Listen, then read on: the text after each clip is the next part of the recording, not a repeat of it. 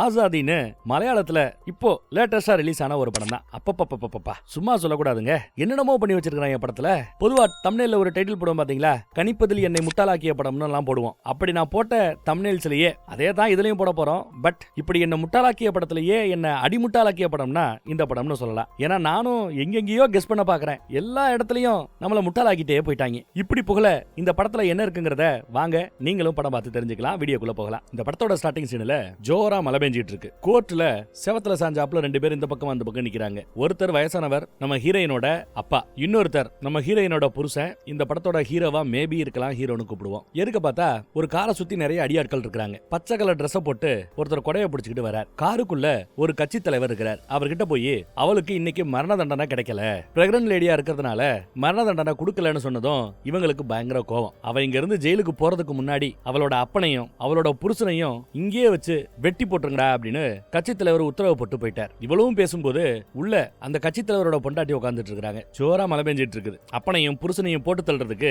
அடியாட்கள் வேன்ல ரெடியா இருக்காங்க. எதுக்கு பார்த்தா ரொம்ப சோகமா அவங்க ரெண்டு பேரும் நின்னுட்டு இருக்காங்க. வக்கீல் வந்து முடிஞ்ச அளவு முயற்சி பண்ணிட்டேன், இதுக்கு மேல என்னால பண்றதுக்கு ஒண்ணும் இல்லைன்னு சொல்லிட்டு கையை விரிச்சிட்டு போயிட்டார். அந்த பக்கம் குற்றவாளியை நமக்கு காட்டுறாங்க. இதோ கைவிலம் கூட போறாங்கல்ல, இவங்க தான் குற்றவாளி. போகும்போது தான் அப்பாவையே வெறிக்க வெறிக்க பார்த்துட்டு போறா. மீடியால நிறைய பேர் மைக்க நீட்டிட்டு இருக்காங்க, ஏதாவது பேசுங்க பேசுங்கன்னு. ஆனா யார்கிட்டையும் பேசாம போலீஸ் வண்டியில ஏற போற அந்த தருணமும் கூட திரும்பி கடைசியா தான் புருஷனையும் தான் அப்பனையும் பார்த்துட்டு வண்டியில ஏறாங்க. அப்புறம் சில மாதங்களுக்கு பிறகுன்னு நேர மாச கர்ப்பிணியா இருக்கிற அதே பொண்ணை ஜெயிலே வச்சு, ஜெயில இருக்கிற கிளினிக்ல வச்சு டாக்டர் ஒருத்தவங்க செக் பண்ணி பார்த்துட்டு குழந்தை ஆரோக்கியமா இருக்கிறப்பல தான் தெரியுது. சாப்பிட்ட பிறகு குழந்தையுடைய மூமெண்ட் ஏதாவது உங்களால பார்க்க முடிஞ்சதா, மூமெண்ட் தெரியுதான்னு விசாரிக்கிறாங்க. அந்த அம்மா சைகையிலேயே பேசுது. ஓ பேச வராதோ, என்ன பேசுறாங்கன்னு ஒன்னும் புரியலன்னு கேட்க கூடவே இருக்கிற செல்மெட் ஜெயில இருக்கிற வேற ஒரு லேடி, இவங்களை பாத்துக்கிறது அவங்க தான் போல. அந்த அம்மா அது ஒண்ணுமில்ல, சாப்பிட்ட பிறகு கிட்டத்தட்ட 12 தடவை குழந்தையோட மூமெண்ட்டை அவ ஃபீல் பண்ணதா சொல்றான்னு சொன்னதும் 12 தடவையா, வெரி குட் வெரி குட், குழந்தை நல்லா ஆரோக்கியமா வருது, எந்திரிச்சுக்கமான்னு நல்லபடியா செட்டில் பண்ணிட்டு வெளியில வராங்க. வெளியில இன்ஸ்பெக்டர் சிகரெட் அடிச்சிட்டு இருப்பாரு. டாக்டரை பார்த்ததும் சிகரெட்டை போட்டு பேச வரார். இவளுக்கு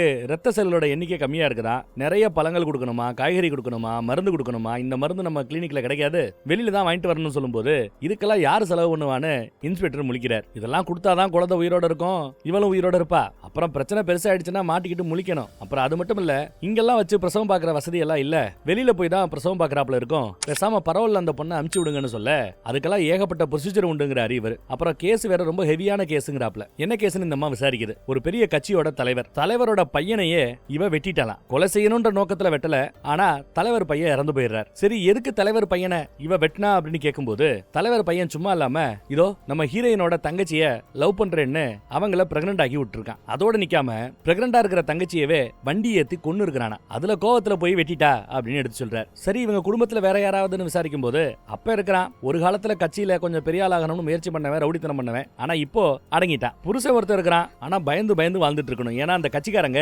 இவங்களை பார்த்தா வெட்டி சாக்கலாங்கிற ரேஜுக்கு கோவத்துல இருக்கிறாங்க, அதனால எங்கேயாவது ஒளிஞ்சுதான் வாழ்ந்துகிட்டு இருக்கணும். நீங்க எதிர்பார்க்கிற பால் பழம் எல்லாம் கொண்டு வந்து அவங்க வந்து இங்க நிக்க போறது இல்ல அப்படிங்கிறாரு இன்ஸ்பெக்டர். ஆனா அதே சமயம் இந்த பக்கம் பாருங்க, கரெக்டா அப்பா ஜெயில் வாசல்ல வந்து இறங்குறார். கதவை தட்டி இன்ஸ்பெக்டரை பார்க்க வந்திருக்கிறேங்கிறாப்ல. அவர் விலகுனா பின்னாடி புருஷனும் வந்து நிக்கிறார். அப்புறம் இன்ஸ்பெக்டரை பார்த்து பழம் ஹெல்லம்னு டாக்டர் அம்மா சொன்ன எல்லா ஐட்டத்தையும் கொண்டு வந்திருக்கான். நல்லதா போச்சுன்னு இன்ஸ்பெக்டர் அழகா இதை கொண்டு போய் கொடுத்துட்டா இவர் செலவு மிச்சம். ஆனா இவர் எப்படி பிளே பண்றாருன்னு பாருங்க. இதையெல்லாம் கொண்டு போய் கொடுக்க முடியாதுப்பா, உனக்கு தெரியாதா ஜெயில் கைதிகளை நாங்க எப்படி நடத்துவோம்னு அப்படின்னு கேட்டதும் உடனே இவர் கையில ஒரு 5000 உள்ள தள்ளனதும் ஓகே ஓகே பார்த்து பண்ணிக்கலாம் கொடுத்துறேன் அப்படிங்கிறாப்ல. அப்புறம் பின்னாடி இவன் யாருன்னு கேட்க என் மருமகன் அறிமுகப்படுத்துறார். மருந்து இருந்து எல்லாமே வாங்கிட்டு வந்து கொடுத்துருக்காங்க. அந்த மருந்தை ராத்திரி ஓபன் பண்ணும்போது உள்ள ஒரு சின்ன பேப்பர் இருக்கிறத கவனிக்கிறா. அது தண்ணியில நனையாம பிளாஸ்டிக் கவர்ல நல்ல நீட்டா கவர் பண்ணி இருக்குது. யாரு பார்க்காத சமயம் எடுத்து படிச்சா இந்த நரக குழியில இருந்து உன்னை காப்பாற்றுவதற்கான எல்லா முயற்சியும் நடந்துட்டு இருக்குது, கூடிய விரைவில் உன்னை நாங்க தப்பிக்க வச்சு கூட்டிட்டு போயிடுவோம்னு போட்டிருக்காங்க. புருஷன் எழுதியிருக்கிறான். இந்த பக்கம் பார்த்தா இன்ஸ்பெக்டரோட வீட்டுக்கே போயிருக்காங்க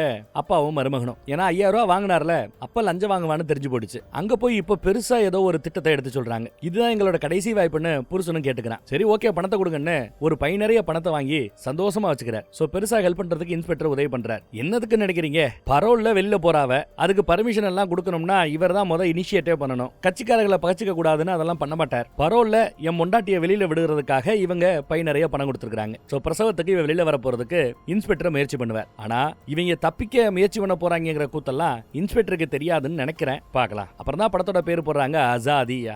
ஆசாத்தா ஆசாதி இல்ல அசாதியான்னு தெரியல. தமிழ்ல அர்த்தம் என்னன்னா சுதந்திரம் விடுதலை அப்படின்னு அர்த்தம். அடுத்து பார்த்தா இவங்களுக்காக வாதாடினார்ல வக்கீல், அந்த வக்கீலோட வீட்டுக்கு வந்து புருஷங்காரன் நிக்கிறான். எப்பா நீ நீ கேட்ட அளவு பணத்தை என்னால ரெடி பண்ண முடியல, ஆனாலும் போதுமான அளவு பணம் இதுல இருக்குன்னு ஒரு பெரிய மூட்டையை காட்டுறாரு. அதுக்குள்ள அவ்வளவு பணம் இருக்குது போல. இதெல்லாம் ஓ பணம் தான், உன்னோட கடைசி சேவிங்ஸ் பணம். நல்லா யோசிச்சுக்கோ, கடைசி வாய்ப்பு. இதெல்லாம் அப்புறம் காலி பண்ணிட்டேன்னா திரும்ப கிடைக்காதுன்னு சொல்ல.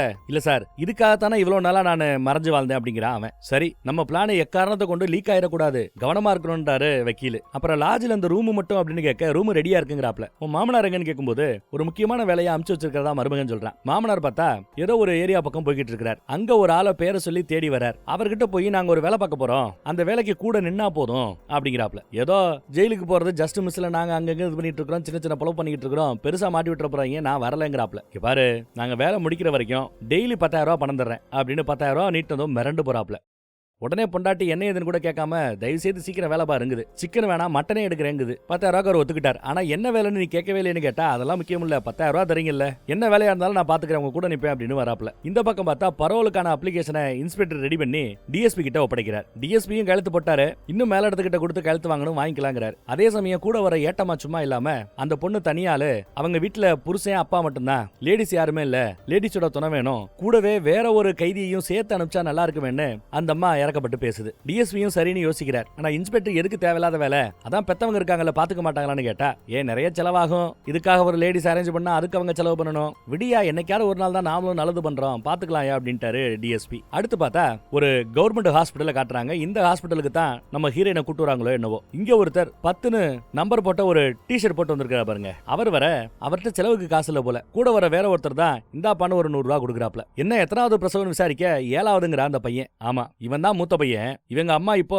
7வதா ஒரு குழந்தை பெற்றிருக்காங்களா. ஏமா நீ அடங்கவே மாட்டியா, அந்த ஆளுக்கு தான் அறிவு இல்லையானா உனக்கு எங்க புத்தின்ட்டு அம்மா வத்திட்டு இருக்கிறான். இருந்தாலும் சரி பரவாயில்ல விடு, நான் பாத்துக்கிறேங்கிறான். அதே சமயம் இந்த நிறமாச கர்ப்பிணிங்க இருக்கிறாங்கல்ல, இந்த வார்டுக்கு அப்படியே பக்கத்துல வேற ஒரு வார்டு இருக்குது. நர்ஸ் என்ன நிறைய கேஸ் வருதுன்னு ஏதோ பேசிட்டு இருக்காங்க. அந்த 2 வார்டுக்கு நடுவுல வெறும் கண்ணாடி தான் இருக்குது போல. பெட்டர் ரெடி பண்ணிட்டு பேசிட்டு இருக்காங்க. ஏமா போதுமா, இதுக்கப்புறம் 8வது தயவு செய்து பெத்துறாத அப்படின்னு கெஞ்சிட்டு இருக்கிறான் மூத்தவன். இந்த பக்கம் 100 ரூபாய் பணம் கொடுத்தார்ல, அவர் தன் மனைவியோட பேசிட்டு இருக்கிறார். இவங்க காதல் கல்யாணம் பண்ணவங்க, காதல் ஜோடி. வீட்டை எதிர்த்து இவ்வளவு தூரம் வந்திருக்காங்க. செலவுக்கு பணம் இருக்குதா, எங்க அப்பாவுக்கு போன் போடட்டுமான அந்த அம்மா கேட்க, இல்ல அதெல்லாம் வேண்டாம் நான் பாத்துக்கிறேங்கிறாப்ல. ஏதோ ஸ்கேன் எடுக்கணுமா. போற வழியில பார்த்தா நம்ம பய போய் ஒரு நல்ல டீல் வந்திருக்கு அப்படின்னு கூப்பிட, போன தடவையே நான் ஆல்மோஸ்ட் பிடிபட்டிருப்பேன், ஜஸ்ட் மிஸ்ல எஸ்கேப், உன்னோட சேர்த்து பார்த்தா போலீஸ் என்னையும் சந்தேகப்படும், ஆளவிடு சாமின்ட்டு போறார். அந்த பக்கம் பார்த்தா வேற ஒருத்தர் யூரின் டெஸ்ட் ரிசல்ட்டை வாங்கிட்டு இருக்கிறாப்ல. ஏதோ இன்ஃபெக்ஷன் இருக்குது அப்படின்னு அந்த அம்மா எடுத்து சொல்லுது. அப்ப டெலிவரி எப்போ ஏதாவது பிரச்சனை வருமானு கேட்க, மேபி வரலாம், இருக்கு டாக்டர் கிட்ட கொஞ்சம் பேசிக்கங்க அப்படின்னு அவர் ஒரு மாதிரி வருத்தமா இருக்கிறார். அந்த தாடிக்காரர் 500 ரூபாய் கொடுத்தாதான் பர்த் சர்டிபிகேட் கொடுப்போம்னு அந்த 7வது குழந்தைக்கு சொல்லிட்டு இருக்காங்க போல. மூத்தவன்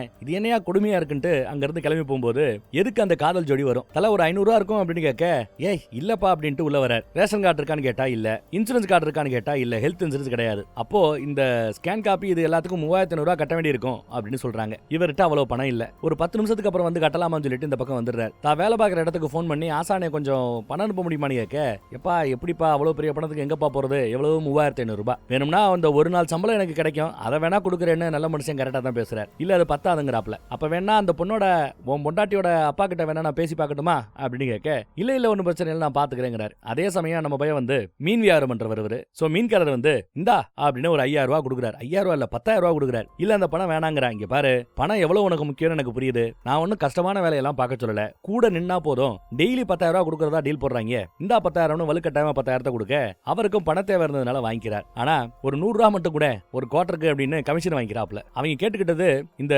டெலிவரி வார்டுல ஒரு 3 பேர் அவங்க கூட துணைக்கி நிக்கணுமா. நீ ரெடி, ஹாஸ்பிட்டல்ல ஒரு நர்சமா இருக்குது, டெய்லி 10,000 சொன்னதும் அந்த மாவு ரெடின்னு பணத்தை வாங்கிடுச்சான். சோ நர்சமா ரெடி, காதல் ஜோடி நீ ரெடி, இன்னும் ஒருத்தர் வேணும், அந்த ஆளை நீ தான் ரெடி பண்ணணும் அப்படின்னு கேட்டுக்க, சரி நீ வேணும் ஒத்துக்கிறான். ஆனா அந்த 3வது ஆள் யாருங்கிறது நமக்கு தெரியல. அந்த மூத்த பையனை மேபி இவங்க செலக்ட் பண்ண வாய்ப்பு இருக்குது, பட் நாட் ஷுர். இந்த பக்கம் பார்த்தா மாமனாரு எதிர்பார்த்தாப்ல டெலிவரி வார்டுல இருந்து 3 பேர் ரெடி ஆயிட்டாங்க, கச்சிதமா செய்யணும்னு பேசிட்டு இருக்காரு. அதெல்லாம் நான் பாத்துக்கிறேங்கிறாரு புருஷன் மருமகன். இவன் பார்த்தா பக்கா பிளான் பண்ணி எவ்வளவு வேலைகள் பார்த்துட்டு இருக்காருன்னு பாருங்க, எவ்வளவு பிளான், நோட்டீஸ் போர்டுல எவ்வளவு ஒட்டி இருக்காங்கன்னு பாருங்க. தாடிக்காரருக்கு கொசு எல்லாம் பொருத்தி கொடுக்குறாப்ல நம்ம அப்பா. தாடிக்காரரோட பழக்கங்கிட்டு இங்க பார்த்தா பரோல் கிடைச்சிருச்சு போல. துணைக்கு ஒரு கைதியும் ஹீரோயினும் சேர்ந்து 2 பேருமே கழுத்து போட்டு பரோல்ல விடுதலையாகி வெளியில வராங்க. குழந்தையெல்லாம் பெத்துட்டு நல்லபடியா முடிச்சுட்டு மறுபடியும் ஜெயிலுக்கு வந்துடணும். ஒரு சும்மா கொஞ்ச நாளைக்கு டெம்பரரியா ஜாமீன் மாதிரி தான் இந்த பரோல்ங்கிற கான்செப்ட் எல்லாம். போகும்போது அவங்கள போட்டோ எடுத்துட்டு போலீஸ் வண்டியில அனுப்பிச்சு வைக்கிறாங்க. இந்த பக்கம் புருஷங்காரன் எவ்வளவு பெரிய பிளான் போட்டு வச்சிருக்கான்னு பாருங்க. இந்த படம் முழுக்கவே எப்படி இவளை காப்பாத்தி கூட்டிட்டு போக போறாங்கிறதுல தான் இருக்கும் போல தெரியுது. அதனாலதான் படத்தோட பேரு விடுதலை சுதந்திரம்னு வச்சிருக்காங்க. போலீஸ் பாதுகாப்போட ஆம்புலன்ஸ்ல அவளை கூட்டிட்டு வந்தாச்சு. ஆம்புலன்ஸ் இப்போ ஹாஸ்பிட்டலோட வாசல் வரைக்கும் வந்துருச்சு. அவளை இறக்கி ஆச்சு. பந்தோபஸ்துக்கு ஒரு 4 போலீஸ் அங்கிட்டு வந்திருக்காங்க. அதே சமயம் இந்த பக்கம் பார்த்தா இவங்க திட்டத்துக்கு துணை போகக்கூடிய டெய்லி 10,000 ரூபாய் வாங்குற அந்த கேங்கு எதுக்கு உட்காந்துட்டு இருக்குது. பிளான் என்னங்கறத நம்மளால லைட்டா எக்ஸ்பிளைன் பண்ண ஆரம்பிக்கிறான். பிளான பின்னாடி இருக்கிற நிலைமை என்னங்கறத ஃபர்ஸ்ட் இப்ப எக்ஸ்பிளைன் பண்றான். ஒரு பக்கம் ஹாஸ்பிட்டலுக்கு எதுக்க மெடிக்கல் காலேஜ் இருக்குது. ஹாஸ்பிட்டலையே ABCDEன்னு ஏகப்பட்ட பிளாக் இருக்குது. ஏ பிளாக்ல டாக்டர்ஸ் இருப்பாங்க. சி பிளாக்ல தான் கர்ப்பிணி பெண்களையும் குழந்தைகளையும் வச்சிருப்பாங்களா. அந்த சி பிளாக் தான் நம்மளோட டார்கெட் அப்படின்னு புருஷன் எடுத்து சொல்றான், மருமகன் எடுத்து சொல்றான். இந்த சி பிளாக்ல பார்வையாளர்கள் பார்க்கும் நேரம் கெஸ்ட் வந்து பார்த்துட்டு போறதுக்கு 11 மணில இருந்து மதியம் 3 மணி வரைக்கும் டைம் அலோவ் பண்றாங்க போல தெரியுது. அதை பத்தி சொல்றாரு. அப்புறம் இந்த டெலிவரி வார்டு ஏரியா இங்க பாத்தீங்கன்னா 3 மெயின் டாக்டர்ஸ் இருக்காங்க. அவங்களுக்கு துணையா 12 ஜூனியர் டாக்டர்ஸ் இருக்காங்க. அவர்களுக்கு துணையா 12 நர்ஸுங்க இருக்காங்க. ஃபுல்லா புள்ளி விவரத்தையும் பக்காவா எடுக்கிறார். எமர்ஜென்சி வார்டு பக்கத்துல எப்பவுமே டிராபிக் இருக்கும். ஆட்கள் வருவாங்க போவாங்க, கிரௌடாவே இருக்கும். சிசேரியன் செக்ஷன் சி வார்டுன்னு சொல்லுவாங்க. அங்க வந்து கிரௌடு ரொம்ப கம்மியா இருக்கும்னு நசமா சொல்லிட்டு இருக்குது. இங்க ஹீரோவோ குழந்தை பிறந்த 24 மணி நேரத்துக்குள்ள குழந்தையும் அம்மாவையும் சேஃபா அங்கிருந்து கொண்டு வந்து தப்பிக்க வைக்கணும். இத பண்றதுக்கு பாசிபிலிட்டி அப்படின்னு பார்த்தா 100க்கு 99% பாசிபிலிட்டி உண்டு. எதுக்கு? Plan failure ஆறதுக்கு. 100 தடவை இந்த திட்டத்தை எக்ஸிக்யூட் பண்ண முயற்சி பண்ணாங்கன்னா அதுல 99 தடவை ஃபெயில் ஆறதுக்கு மாட்டிக்கிறதுக்கு தான் வாய்ப்பு இருக்குதா. ஒரே ஒரு தடவை வேணா தப்பி தவறி கரெக்டா இந்த பிளானை எக்ஸிக்யூட் பண்றதுக்கு முடியுமா. அந்த லெவல் ரிஸ்கான ஜாப்ங்கறத ஓபனாவே நம்ம ஹீரோ சொல்லிடுறார். அதே சமயம் பின்னாடி இருந்து அந்த மூத்த பையன் ஒரு டவுட் நின்னுட்டான். உடனே நம்ம மீன்காரரு அட பொடிப்பைய சும்மா கறா அப்படிங்கிறாரு. பேச விட மாட்டேங்கிறாரு. அட சும்மா இருப்பா நீ பேசு தம்பிங்கிறாரு அப்பா. இல்ல என்னோட சேர்த்து எங்க வீட்டுல மொத்தம் 7 பிள்ளைங்க. நானே 6 பிரசவத்தை பார்த்திருக்கிறது வரைக்கும் எங்க அம்மாவுக்கு. அதனால அந்த அனுபவத்துல கேட்கிறேன், குழந்தை பிறக்கும் போது சுகப்பிரசவம் நடக்கிறதுக்கு வாய்ப்பு இருக்குது. ஆபரேஷன் பண்ணி குழந்தை பெற்றுக்கிறதுக்கும் வாய்ப்பு இருக்குது. சுகப்பிரசவமா இருந்தா கூட எந்திரிச்சு நடக்கிறதுக்கு 4 நாள் ஆகும். அறுவை சிகிச்சை பண்ணி ஆபரேஷன் பண்ணி குழந்தை எடுத்தா எந்திரிச்சு நிக்கிறதுக்கு 14 நாள் ஆகும். அப்படி இருக்க வெறும் 24 மணி நேரத்துக்குள்ள அவங்களை எப்படி நடக்க வச்சு கூட்டு போறதுன்னு கேட்க நம்ம ஹீரோ அது வாய்ப்பு இல்ல, ஸ்ட்ரெச்சர்ல வச்சு படுக்கையில வச்சு தள்ளிட்டு தான் போறாப்ல இருக்குங்கிறாரு. அப்புறம் மறுபடியும் இன்னொரு டவுட் கேட்கிறேன். சரி இப்ப குழந்தை பிறந்துருச்சுப்பா, குழந்தையோட வெயிட் கம்மியா இருந்தாலோ இல்ல குழந்தையோட நிறம் கொஞ்சம் வித்தியாசமா இருந்தாலோ குழந்தை சத்து பிடிக்கல அப்படி இப்படின்னு எப்படி இருந்தாலும் உடனே குழந்தைய ICU வார்டுக்கு தூக்கிட்டு போயிடுவாங்க. அப்படி ஒரு கால் நடந்தா குழந்தையும் தாயையும் பிரிச்சிருவாங்க. அதுக்கேத்தாப்லவும் திட்டம் இருக்கணுங்கிறாப்ல எதை எடுத்து சொல்றான். பரவாயில்ல, பயங்கரமா டவுட் கேட்கிறான்ல. எல்லாத்தையும் தாண்டி அந்த காதல் ஜோடி அவர் டவுட் கேட்கிறாரு. அதெல்லாம் கிடக்கட்டுங்க, இவ்வளவு ரிஸ்க் எடுத்து நாங்க ஏன் அதை செய்யணும்? அதுவும் ஒரு கட்சி தலைவரோட பையனையே வெட்டி கொண்டதானே உங்க பொண்ணு அப்படின்னு கேட்க, இல்லப்பா அவ பண்ணது வேணும்னே பிளான் பண்ணி எல்லாம் போய் பண்ணல. ஏதோ ஒரு ஆவேசம், நான் செய்ய வேண்டியதை முந்திக்கிட்டு அவ செஞ்சுட்டா. நான் செஞ்சிருந்தா இந்நேரம் நான் தான் ஜெயிலுக்கு போயிருப்பேன். யாருக்கு எதை தலைவலி இருந்திருக்காது. அவ செய்யறாப்ல ஆயிப்போச்சு. தான் தங்கச்சியோட சாவுக்காகத்தான் இதெல்லாம் பண்ண வந்தா. சரி எதுக்கு அதெல்லாம் பேசிக்கிட்டு அதெல்லாம் விடுங்க. ஒரு அப்பனா என் பிள்ளைகளுக்கு நான் பெருசா எதுவுமே செஞ்சதில்ல. இந்த ஒன்னையாவது நான் என் பிள்ளைக்காக செஞ்சாகணும் அப்படின்னு ரொம்ப ஸ்ட்ராங்கா பேசுறாரு. இந்த சென்டிமெண்ட்டை பார்த்துட்டு காதல் ஜோடி சரி ஓகே உங்களுக்காக நிக்கிறோன்னு ஒத்துக்கிறாப்ல. கூடவே நம்ம மீனவர் அவரும் நிக்கிறார். எல்லா பேரும் பிரிட்டி மேட்ச் ஒத்துக்கிறாங்க. இவங்களுக்கு சந்தோஷம். எல்லாருக்குமே அந்த நாளைக்கான காசு கொடுத்து நல்லபடியா சந்தோஷமா அனுப்பிச்சு வைக்கிறாங்க. குழந்தைகளுக்கு வேண்டிய ஐட்டங்கள்லாம் வாங்கிக்கிறாங்க. செய்ய வேண்டிய செலவுகள்லாம் நல்லபடியா தாராளமா செய்யறாங்க. ஏன்னா பணம் வர ஆரம்பிச்சிருச்சுல. எஸ்ஐ ஒருத்தர் பாதுகாப்புக்கு கூடவே தெரியுறாரு. அவரு பார்க்காம புருஷனும் அப்பாவும் எட்டி எட்டி பார்த்துட்டு இருக்காங்க. நம்ம மீன்காரது அங்க இருக்கிற ஆம்புலன்ஸ் வண்டிக்காரங்க எல்லா பேர் கூடயும் நல்லா பழகி வச்சுக்கிட்டாரு. சிடி ஸ்கேன் எடுக்கிறதுக்கு இந்த அம்மா உள்ள கூட்டு வருவாங்க. அங்கதான் நஷ்டமா இருக்குது. யாரும் பார்க்காத சமயம் போனை கொடுத்துட்டு வீடியோ கால் பண்ணுன்னு உள்ள அனுப்பிச்சு வச்சுட்டாங்க. பாத்ரூம் பக்கம் வீடியோ கால் பண்றா. இவளால பேச முடியாது இல்லையா? சோ நார்மல் கால் பண்ண முடியாது. வீடியோ கால்ல தான் சைகையில பேசி ஆகணும். நல்லா இருக்கே, எப்படி இருக்கிற, எதுக்கு இதெல்லாம் தேவையாது அப்படின்னு கேட்டு பாக்குறா. இல்ல ஒரு அப்பனா இதை நான் செஞ்சாகணுங்கிறாரு. அப்புறம் புருஷன் கிட்ட கொடுக்க புருஷன் ஏதோ பேச ஆரம்பிக்கிறான். சிகரெட் எல்லாம் அடிக்கூடாதுன்னு சொல்லியிருப்பாங்க. அதனாலேயே இப்ப பீடி அடிக்க நினைச்சவரு வேணானு அப்படியே கீழே போட்டுறாரு. அந்த பக்கம் நிறைய பேருக்கு அங்க ஃப்ரீயா சாப்பாடெல்லாம் அன்னதானம் எல்லாம் வரும். அந்த மாதிரி பாக்கெட்டா அன்னதானம் வருது. கீழே நின்று வாங்கிக்கிறாங்க. அதுல நம்ம தாடிக்காரர் மட்டும் கீழே நிக்காம ஆர்டர் பண்ணி வாங்கிக்கிறாரு. அதை பார்த்துட்டு நம்ம மூத்தவன் போய் எதுக்கு சார் ஹோட்டல் சாப்பாடெல்லாம் கொடுக்குறீங்க, ஒத்துக்காது, கீழே நில்லுங்க இல்ல நான் நின்று வாங்கி தரேன் அப்படின்னு பேசும்போது, இங்க பாரு உன் ஜோலியை மட்டும் பாரு, என் ஜோலி எனக்கு பாத்துக்க தெரியும் அப்படின்னு ரொம்ப சிடுமூஞ்சித்தனமா பேசுறாரு. ஆளை பார்த்தாலே ஒரு சிடுமூஞ்சி மாதிரி தான் இருக்கிறாப்ல. இனிமே சிடுமூஞ்சினே கூப்பிடுவோம். அதுக்குள்ள அந்த பக்கம் எஸ்ஐ சிடி ஸ்கேனுக்குள்ள போய் நேரம் ஆயிடுச்சுன்னு கதவை தட்ட ஆரம்பிச்சாரு. நசமா பயப்படுது. இருந்தாலும் பயத்தை வெளியில காட்டிக்காம, ஏன் சார் நொங்கி நொங்கி தட்டிக்கிட்டு இருக்கீங்க, இதென்ன சமைக்கிற வேலையா, அதுவா இருந்தாலுமே 15 நிமிஷம் ஆகத்தான் செய்யும், பொறுமையா இருங்க அப்படின்னு கதவை சாத்துறா. எஸ்ஐயே அடி போறாப்ல அடி. அப்புறம் பாத்ரூம்ல இருந்து இந்த பொண்ணு வந்ததும் மொபைல வாங்கிக்கிறாங்க. அடுத்த நாள் பார்த்தா தன் பொண்ணுக்காக ஒரு பை நிறைய ஏகப்பட்ட பழங்களையும் சீட்டையும் வாங்கி வச்சிருக்காரு. கொண்டு போய் கொடுக்க சொல்ல, ஐயோ இதெல்லாம் ரொம்ப ரிஸ்கான வேலை, என் வேலை போயிடுன்னு பயப்படுறா. பழத்தை கொடுக்கறதுக்கு, அது இவ்வளவு ஐட்டத்தை கொடுக்கறதுக்கு. சரி பரவாயில்ல விடு, இந்த ஒரு பாக்கெட்டையாவது கொடுன்னு கேட்க, சரி அது வேணா என்னால செய்ய முடியும்னா அதை மட்டும் கொண்டு போய் அவகிட்ட கொடுக்குறாங்க. உங்க அப்பா அவனுக்காக ஒரு பெரிய கடையே வாங்கி வச்சிருந்தாரு,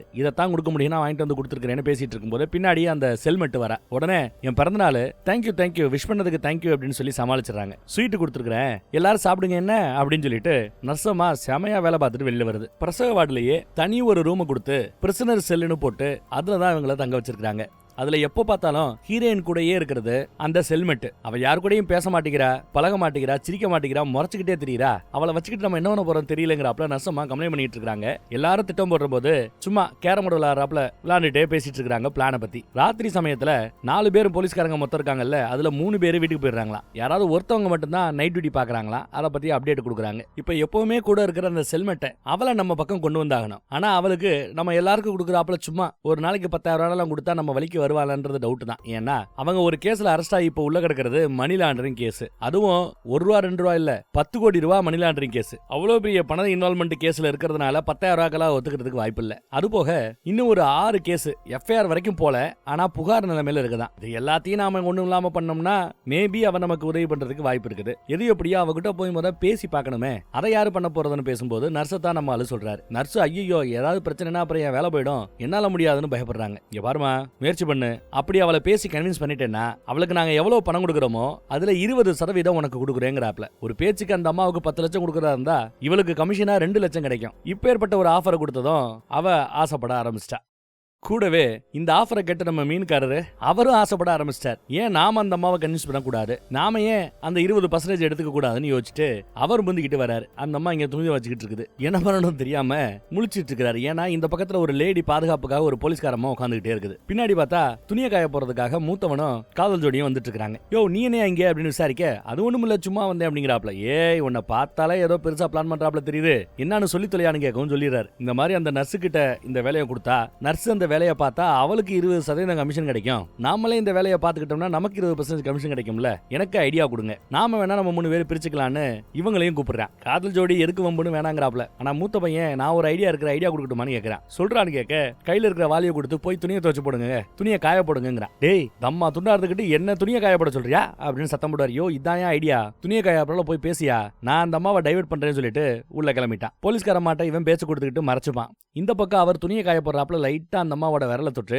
இந்த மாதிரி அந்த பிரெக்னன்ட் லேடியை காப்பாத்துறதுக்கு முயற்சி பண்ணிட்டு இருக்கிறது புருஷன் அப்பா, நாங்க ஒரு சின்ன குரூப், நீ என் கூட சேர்ந்துக்கிட்டேன்னா ஒன்னும் பெருசாலாம் எதுவும் பண்ண வேண்டாம், கூட நின்னா போதும், எவ்வளவு பணம் கேட்டாலும் கொடுக்குறோம் அப்படின்னு ஆஃபரை சொல்லிட்டார். அதுக்குள்ள அந்த லேடி போலீஸ் என்ன முடிஞ்சிருச்சா கிளம்புவோம் அப்படின்னு சத்தம் போட்டதும் அந்த அம்மா போயிடுச்சுங்க. இப்பதான் அவருக்கு வதக்கு இருக்கு, போட்டு கொடுத்துருவாளோ என்னவோன்னு பயந்துட்டு இருக்கிறார். இவங்களும் வேற வந்து திட்டுறாங்க. அந்த அம்மா மூஞ்சியை பார்த்தா ஒத்துக்கிறாப்ல தெரியல, போச்சிடி மாட்டம் இன்னும் பயம் அவருக்கு கூடிக்கிட்டே இருக்குது. பின்னாடி ஒளிஞ்சுக்கிட்டு வாட்ச் பண்ணிட்டே இருக்கிறாப்ல. இந்த அம்மா அப்படியே போயிட்டு இருக்கும்போது பின்னாடி திரும்பி பார்த்துட்டே போக எஸ்ஐ பார்த்துட்டு என்ன ஒரு மாதிரி பதட்டமா இருக்கிறீங்க, யாரை திரும்பி பாக்குறீங்க, என்ன மேட்டர் சொல்லுமா அப்படின்னு கேட்க அந்த அம்மா பயந்து போய் ஒருத்தன் வந்தான் காப்பாத்தணும்னு சொன்னா, காசு கொடுக்குறேன்னு சொன்னான்னு எல்லாத்தையும் உளறி கொட்டிடுது. இவருக்கு அள்ளு விட்டுருது. இவர் வீட்டுல பாக்குறது மீன் வியாபாரம், இங்க ஹாஸ்பிட்டல்ல பாக்குறது ஆம்புலன்ஸ் டிரைவர் வேலை. எஸ் இங்க இவர் ஆம்புலன்ஸ் டிரைவரா இருக்கிறார். பயந்து போனவர் ஆம்புலன்ஸ் வண்டியில உட்காந்துக்கிட்டாரு. மேட்டரை தெரிஞ்சுக்கிட்ட எஸ்ஐ டிஎஸ்பிக்கு போன போட்டு மேட்டர் சொன்னதும் டிஎஸ்பி அதெல்லாம் பெருசா எடுத்துக்கல. அட சும்மா எவனாவது ஓட்டி இருப்பாயப்பா அப்படிங்கிறாரு. சார் இல்ல சார், ஒருவேளை உண்மையாவே இருந்தாலும் இவ்வளவு கிரௌடா இருக்கிற ஒரு ஹாஸ்பிட்டல்ல அதுவும் ஒரு பிரெக்னன்ட் லேடிய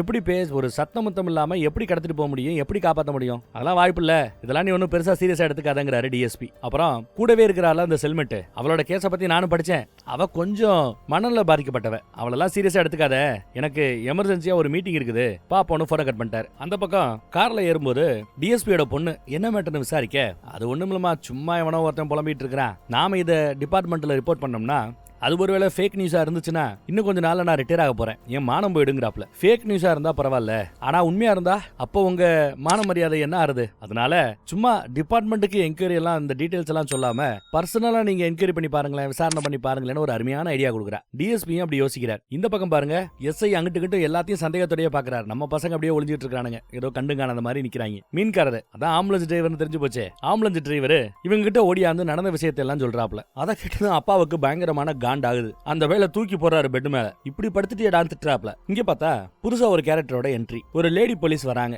பாக்குறதுக்கு உயரதிகாரியே தெரியுது, உயரதிகாரியே தான், ஆனா சஸ்பென்ஷன்ல இருக்கிறாங்க போல. பர்சனலா இந்த கேஸை விசாரிக்க சொல்லி டிஎஸ்பி என்ன அனுப்பிச்சு விட்டு இருக்கிறதா தன்னை அறிமுகப்படுத்திக்கிறாங்க. மேட்டர் எல்லாத்தையும் கேள்விப்பட்டு அந்த செல்மெண்ட் கிட்ட நான் பேசுறோம்னு செல்மெண்ட் போய் விசாரிக்கிறாங்க. அப்புறம் நம்ம ஹீரோயின்ட்டே போய் என்னமா அந்த மாதிரி எல்லாம் சொல்றாங்க நிஜமா அப்படின்னு கேட்க அவ அப்படியே முழிப்பா. எஸ்ன்னு சொல்லல, நோவும் சொல்லல. இல்ல மோஸ்ட்லி இந்த மாதிரி வரக்கூடிய நியூஸ் எல்லாம் ஃபேக் நியூஸா தான் இருக்கும், நீ வேலையை பாரு நான் பாத்துக்கிறேன் கிளம்புறாங்க. அப்புறம் நிறைய விசாரிச்சுட்டு நம்ம நர்ஸ் கிட்ட வந்து நிக்கிறாங்க. ஹாப்பி பர்த்டேங்கறாங்க. ஆனா அவங்களோட மெடிக்கல் ரெக்கார்ட்ஸ்ல அவங்க பிறந்தநாள் வர்றதுக்கு இன்னும் 4 மாசம் இருக்குது. அதுக்குள்ள கிஃப்ட் எல்லாம் கொண்டு வந்து கொடுத்துருக்கிற, ஸ்வீட் எல்லாம் கொடுத்துருக்கிற, ஒரு ஜெயில் கைதிக்கு வெளியில இருந்து இந்த மாதிரி பொருட்களை கொண்டு வந்து கொடுக்கறதுங்கிறது தப்புன்னு உனக்கு தெரியாதா அப்படின்னு சொன்னதா அந்த அம்மா பதறுது. அதுக்குள்ள ஏதோ ஏதோ டியூட்டி இருக்குன்னு டாக்டர் கூப்பிட்டு தான் சொல்ல, போமா போமா இனிமையாவது இந்த மாதிரி பண்ணாத அப்படிங்கிறாங்க அவங்க. இந்த பக்கம் டிஎஸ்பியோட பேர் என்ன நினைக்கிறேன் ஏதோ விளையாட்டு போட்டியில பங்கெடுத்து இருக்கிறான். அதை டிஎஸ்பி ரொம்ப ஆர்வமா பாத்துக்கிட்டு இருக்கிறார். இந்த பக்கம் போலீஸ் சுத்து வட்டாரத்துல இருக்கிற இந்த ஹாஸ்பிட்டல் சுத்தி இருக்கிற பல இடத்துல போய் விசாரணை பண்ணும்போது அவங்களுக்கு ஒரு க்ளூ கிடைக்குது. ஒரு லாட்ஜ்ல வக்கீல் ஒருத்தவர் ஒரு ரூம் புக் பண்ணிருக்காருன்னு எடுத்து சொல்ல,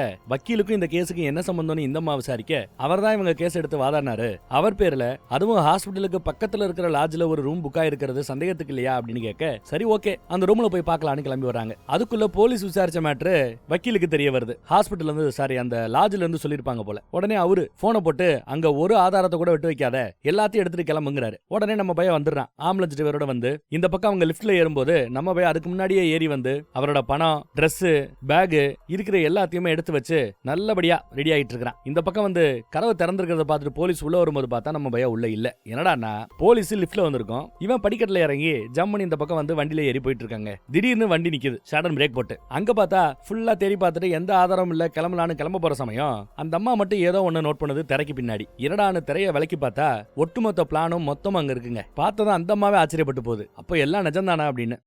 உடனே டிஎஸ்பிக்கு வீடியோ கால் இது எல்லாத்தையும் காட்டினதும், சரி அப்ப டிபார்ட்மெண்ட்டுக்கு இதை நான் ரிப்போர்ட் பண்ணிடுறேங்கிறாரு டிஎஸ்பி. எதுக்கு சார் அதெல்லாம் வேண்டாம், தேவையில்லாத தலைவலி எதுக்கு, 2 மணி நேரம் கொடுங்க இந்த கேஸை ஒண்ணுமில்லாம ஆக்கி காட்டுறேன் அப்படிங்கிறாங்க. சரின்னு டிஎஸ்பியும் டிபார்ட்மெண்ட்டுக்கு இதை இன்ஃபார்ம் பண்ணல. அடுத்து இங்க பார்த்தா அந்த கட்சி தலைவரை காட்டுறாங்க. கட்சி ஆபீஸுக்கு வந்திருக்காரு, மாலை மரியாதை எல்லாம் பண்ணி கௌரவிக்கிறாங்க. என்னடா நான் கேள்விப்பட்டது நிஜமானு விசாரிக்கிறாரு. ஆமாங்கய்யா, அந்த பொண்ணோட அப்பனையும் புருஷனையும் ஹாஸ்பிட்டல் பக்கத்துல பார்த்ததா நம்ம பசங்க கட்சிக்காரங்க சொன்னதா சொல்ல, அப்போ அவங்கள தேடி நாம பெங்களூருக்கு ஒரு டீம் அனுப்பிச்சோமே அவங்க அப்படின்னு கேட்க, அவங்கள 2 நாளா நான் ரீச் பண்ண முயற்சி பண்ணிட்டு தான் இருக்கிறேன், போன் எடுக்க மாட்டேங்கிறாங்கன்றாப்ல. ஒண்ணுத்துக்கு பண்ண உதவல்ல உதவாக்கறன்னு திட்டுறாப்ல. சரி லோக்கல்ல இருக்க நம்ம பசங்களை வச்சு அவங்கள முடிச்சு விட சொல்றாப்ல. இவன் தயங்குவான், என்னடா அப்படின்னு சத்தம் போறாரு. எல்லாரும் பதறாங்க. அப்புறம் இந்த பக்கத்துல வந்து மாலையை வீசி எறிஞ்சிட்டு கோவப்படுறாரு. அந்த பொண்ணோட அப்பன் என் வீட்டுக்குள்ள காலடி எடுத்து வைக்கிறதுக்கே அவ்வளவு அலறுவான், பயப்படுவான். ஆனா அந்த பொண்ணு என் வீட்டுக்குள்ளேயே வந்து என் பொண்டாட்டி முன்னாடியே என் புள்ளைய வெட்டி சாச்சிருக்கிறா. அதே மாதிரி ஹாஸ்பிட்டல்ல வச்சு அவ கண்ணு முன்னாடி அவளோட புருஷனை வெட்டி சாய்க்கணும். அப்புறம் அவளை நான் என்ன பண்ணணுமோ நான் பண்ணிக்கிறேன் அப்படின்னு ரொம்ப கொலவெறியோட பேசிட்டு இருக்காரு கட்சி தலைவர். எந்த டீம் களத்துல இறங்கி என்ன பண்ண காத்துக்கிட்டு இருக்குதுன்னு தெரியல. அதே சமயம் இங்க பாருங்க, நர்சம்மா, மூத்தவன், அப்புறம் காதல் ஜோடி 3 பேரும் சேர்ந்து போனை போட்டு, இவ்வளவு தூரம் ஆயிப்போச்சு, இதுக்கு மேல எங்களால கூட துணைக்கெல்லாம் நிக்க முடியாது, எங்களை விட்டுருக்கன்னு போன் பண்ணி பேசுறாங்க ஆம்புலன்ஸ் டிரைவர் கிட்ட. நீயே பேசணும் இங்க கொடுக்க பெரியவர் சத்தம் போறாரு, காசு வாங்கிட்டு அவங்க என்ன விளையாடுறாங்களான்னு. இல்ல நீங்க கோமா இருக்கிறீங்க நான் பேசுறேன்னு ஹீரோ தான் போனை வாங்கி பேசுறாரு. எவ்வளவு சொல்லி பாக்குறாப்ல எங்க கூட நிக்கணும் வைக்கணும், டெய்லி 10,000 இல்ல இன்னும் கூட நாங்க காசு கூட கொடுக்குறோம்னு கூட பேசி பாக்குறாங்க. ஆனாலும் பணத்தை விட எங்களுக்கு குடும்பம் முக்கியம், எங்களை விட்டுருங்கன்னு கெஞ்ச, ப்ளீஸ் கூட இல்லைங்கன்னு இவர் கெஞ்ச, அப்படியே காலை கட் பண்ணி விட்டாப்ல காதல் ஜோடி. அவ்வளவுதான், அவங்க துணைக்கு இல்லைன்னு தெரிஞ்சு போச்சு. சரி நீ நான் ஒரு ஆள் இருந்து என்ன பிரயோஜனம், நானும் கிளம்புறேங்கிறாரு ஆம்புலன்ஸ் டிரைவர். அப்போ அப்பங்காரன் கூப்பிட்டு, டேய் நீ பண்ணலாம்டா எல்லா தொல்லையும், நன்றி இல்லாத நின்று திட்டுறாப்ல. சரி இதுக்கு மேல நீங்க இருந்து என்ன பண்ண, நீங்க வக்கீலோட இடத்துக்கு போயிடுங்க, நான் இருந்து ஏதாவது பண்ண முடியுமான்னு பாக்குறேன், தயவு செய்து போங்கன்னு மாமனாரை அனுப்பிச்சு வைக்கிறாப்ல. மாமனார் கிளம்புற அதே சமயம் ஒரு வண்டியில ஒரு 4-5 ரவுடி பேலுக்கு வந்து இறங்குறாங்க. மேபி புருஷனை தூக்குறதுக்காக கட்சி தலைவரால் அனுப்பப்பட்ட ஆட்களாக இருக்கலாம். ஆனா அதே சமயம் அந்த பக்கம் போலீஸ் வண்டி வருது. போலீஸ் ஆட்கள் வந்து இறங்குறாங்க. இன்னும் கூட ஒரு 4-5 போலீஸ் மப்டியில வந்திருக்காங்க. புருஷன்காரனை அடையாளம் காட்டுறதுக்காக கூடவே ஒருத்தவன் வந்திருக்கான். அந்த ஊர்க்காரன் போல. எங்க பார்த்தாலும் அடையாளம் காட்டவே, வா போலான்னு ஹாஸ்பிட்டலுக்குள்ள கூப்பிடும் போது, மேடம் அதோ இருக்கான்னு சொல்லி கையை காட்டுறாப்ல. இவங்களோட வண்டிக்கு பக்கத்துல தான் நம்ம பையன் நின்றுகிட்டு இருக்கிறான். பார்த்ததுமே அவங்க அப்படியே இந்த பக்கத்துல நடந்து வராங்க. நம்மால ஓரளவு பதட்டத்தோடயே அங்க நிக்கிறான். வந்ததுமே கைவிலங்கு போட்டு அவங்கிட்ட வேற ஏதாவது இருக்கான்னு செக் பண்ணி பாக்குறாங்க. அவனோட வேஷ்டியை உருகி கைவிலங்கு போட்டு அவனோட ஆதாரம் இருக்குது, அட்ரஸ் கிடைக்குது அதுல, அது எல்லாத்தையும் எடுத்துக்கிட்டு ஹாஸ்பிட்டலுக்குள்ள கூட்டிட்டு வராங்க. அப்புறம் வேஷ்டியை கொடுத்துறாங்க போட்டுக்கிடான்னு. விசாரணை ஆரம்பிக்கிறதுக்கு முன்னாடி இந்த அம்மாவுக்கு போன் கால் வருது. எங்க இருந்து, இவனோட ஆதார் கார்டுல ஒரு அட்ரஸ் இருக்குல்ல, அந்த ஏரியால ஒரு போலீஸ் ஸ்டேஷன் இருக்கும்ல, அந்த போலீஸ் ஸ்டேஷன்ல ஒரு எஸ்ஐ இருப்பார்ல, அவர் தான் கால் பண்ணிருக்காரு. மேடம் நீங்க கேட்டபடி செக் பண்ணி பார்த்ததுல அவன் மேல எந்த கேஸுமே இல்ல மேடம், அவன் சாதாரண துணிக்கடைக்காரன்னு எஸ்ஐ சொல்லிட்டார். உடனே இந்த அம்மா போனை கட் பண்ணிட்டு, இவனால ஒன்னும் பெரிய பிரச்சனை இல்லப்பா, ஏதோ பொண்டாட்டியை காப்பாத்தணுமே ஒரு துணிக்கடைக்காரன் என்ன செய்ய முடியுமோ அவ்வளவுதான் ட்ரை பண்ணிட்டு இருக்கான், அவ்வளவு மூளை இல்ல அப்படின்னு பேசிட்டு உங்க உள்ள வராங்க. இந்த பக்கம் பார்த்தா வக்கீலுக்கு நம்ம எஸ்ஐ போனை போட்டு, வக்கீல நீ சொன்னாப்லயே சொல்லிட்டேன் பாத்து கவனிங்கிறாப்ல, பாத்துக்கலாங்கிறாரு வக்கீல். அந்த பக்கத்துல இங்க உன் பிளான் எல்லாம் போட்டு அந்த லாட்ஜ்ல ஒட்டி வச்சிருந்தீங்க நோட்டீஸ் போர்டு, அதுல உன் கூட இந்த திட்டத்துல உன்னோட செயல்பட இருந்த அந்த டீமோட பேரும் போட்டோஸும் இருந்திருக்கணும். இவ்வளவு டீடைலா பிளான் பண்ணவன் கண்டிப்பா டீமோட டீடைல் நீ வச்சிருப்ப, அது எங்க அவங்க எங்கன்னு கேட்டா சொல்ல மாட்டேங்கிறான். நீ சொல்லணும்னு அவசியம் இல்ல, உன் கண்ணு முன்னாடியே இன்னும் சில மணி நேரத்துல அவங்க எல்லாரையும் நான் பிடிக்க முடியும், பிடிச்சு முன்னாடி வந்து நிப்பாட்டி காட்டட்டுமா அப்படின்னு இந்த அம்மா சவால் விடுது. அதோட மட்டும் இல்லாம சூப்பர்டென்ட் மூலமா அந்த ஹாஸ்பிட்டலோட டீன் கிட்ட பேசி அந்த சி வார்டுல சி பிளாக்ல இருக்கிற எல்லா பேருமே போலீஸுக்கு ஒத்துழைக்கணும், மீடியா கிட்ட யாரும் எதுவும் பேசக்கூடாது, போலீஸ் அவர்களை விசாரணை செய்யறதுக்கு அனுமதிக்கணும் அப்படின்றாப்ல வாட்ஸ்அப்ல ஒரு ரெக்கார்டிங் மெசேஜ் அனுப்பிச்சு விட்டாங்க குரூப்புக்கு. போலீஸ்காரங்க அங்கங்க போய் கதவை லாக் பண்ணி எல்லாரும் முன்னாடி ஒரு அனௌன்ஸ்மெண்ட்டை கொடுக்க ஆரம்பிக்கிறாங்க. இந்த மாதிரி விசாரணை நடக்க இருக்கிறது இருக்கிற எல்லா பேரும் உங்களோட பேரு மொபைல் நம்பரை கொடுக்கணும்னு எல்லாத்தையும் எழுதி வாங்கிக்கிறாங்க. டீடைல்ஸ் எல்லாத்தையும் எதுக்கு எழுதி வாங்குறாங்கன்னு நம்ம மூத்தவங்க கேட்பான். நம்ம மேல ஏதாவது கேஸ் இருக்கா இல்லையான்னு செக் பண்றதுக்காக டீடைல்ஸ் வாங்கியிருக்காங்கன்னு சொல்லுவார். உங்க மேல ஏதாவது கேஸ் இருக்கான்னு கேட்கும்போது அவர் எஸ்னோன்னு எந்த பதிலும் சொல்லல. இதே மாதிரி அந்த பக்கத்துல அந்த சிடுமூஞ்சி ஒருத்தர் இருப்பான்ல, அவங்கிட்டையும் பேர் என்ன டீடைல்ஸ் என்னங்கிறதெல்லாம் கேட்டு வாங்கிக்கிறாங்க போலீஸ். இந்த பக்கம் ஆம்புலன்ஸ் டிரைவர்ல வரிசையா நிப்பாட்டி அந்த ஹாஸ்பிட்டல் இருக்கிற எல்லா வேலை பார்க்கறவங்களோட எல்லாரையும் நிக்க வச்சு வரிசையா இவன் தான் உன்ட்ட பேசினதா இவன் தான் உன்ட்ட பேசினதான்னு செல்மெண்ட் கிட்ட விசாரணை நடந்துகிட்டு இருக்குது. அவங்க யாருமே இல்லைன்னு சொல்லும்போது வேற யார் லீவ்ல இருக்கா அவங்க போட்டோஸ் எல்லாம் காட்டுங்கன்னு சொல்ல அந்த போட்டோல இருக்கிற ஆளை கண்டுபிடிச்சிட்டாங்க. ஆம்புலன்ஸ் டிரைவரை கண்டுபிடிச்சிட்டாங்க. ஆளாயிரம் காட்டிட்டாங்க. அடுத்து நர்சம்மா உட்கார வச்சு நம்ம ஹீரோவை காமிச்சு இவன் உனக்கு தெரியுமான்னு கேட்டா பார்க்காமே அந்த அம்மா தெரியாதுங்குது. சரி நம்மால போக சொல்லிவிட்டு கஸ்டடியில் இருக்கிற ஒரு கைதிக்கு நீ வெளியில இருந்து ஃபுட்டு கொடுத்தது சட்டப்படி தப்பு. அதுல கையுங்களவா நீ மாட்டி இருக்கிற. இதுக்கே உன்னை கேஸ் போட்டு உள்ள தள்ளி ஜெயில அடைக்க முடியும். திரும்ப வரும்போது உனக்கு இந்த வேலை இருக்குமான்னு எந்த கேரண்டியும் இல்லைன்னு மிரட்டுறாங்க. அப்ப இவ கம்முன்னு இருப்பா. சரி இவ ஏரியா போலீஸ் ஸ்டேஷனுக்கு கால் பண்ணுப்பா அப்படின்னு சொன்னதும் எஸ்ஐ கால் பண்ண ஆரம்பிக்கிறாப்ல. ஒரு ஆக்டிங்க போடுறாரு. ஹலோ அப்படின்னு பேசும்போது எனக்கு அவனை தெரியும் மேடம்னு நர்சம்மா பயத்துல உளறி கொட்டுது.